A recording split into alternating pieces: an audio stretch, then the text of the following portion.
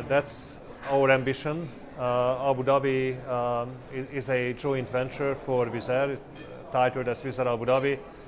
It's been a great success to date. We have been very successful with regard to getting traction with the consumers, getting the brand recognized in the marketplace, and we have been able to expand our operations, our fleet, our route network very quickly. Now we are at a stage that we are looking at India as a market opportunity. We have become a designated airline, being a national carrier of the UAE to India, and we are discussing it with the Indian authorities to make sure that those designations are reconfirmed, recognized and approved by the Indian side as well. So hopefully, fairly shortly, we're going to be able to fly. And are you having discussions with joint venture partners, Indian carriers, as well, co-sharing agreements or otherwise? No, we don't do that. So we don't co-share, we don't interline. We are an independent carrier.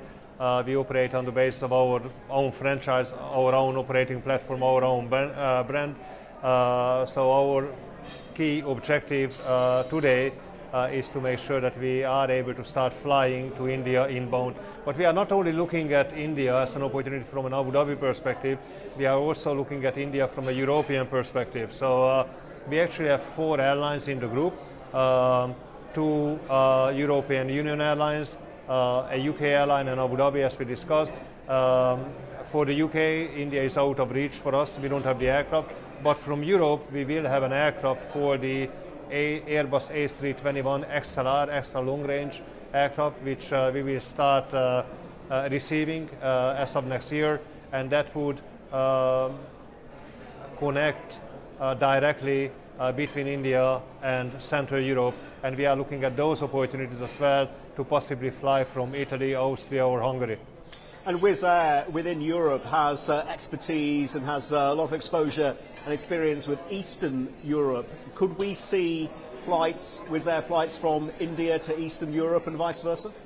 Yes, I mean that would be another plan we have. As said, we have the aircraft that is capable of flying that range coming as of next year, and we are working with the relevant authorities on the European side as well as the Indian side to make sure that we can create that connection. Now the relevance of that is, at the moment, I think it's very expensive to fly between India and Europe, and especially for the Indian diasporas in Europe find it almost prohibitive sometimes to connect with the motherland. This is the paradigm we can change because we can lower fares. We are a very efficient carrier operating the business at much lower cost than many of the other airlines, and we would want to do that for the benefit of the consumer. Just imagine, flying between Europe and India for €200 as opposed to the current market rate what airlines are charging.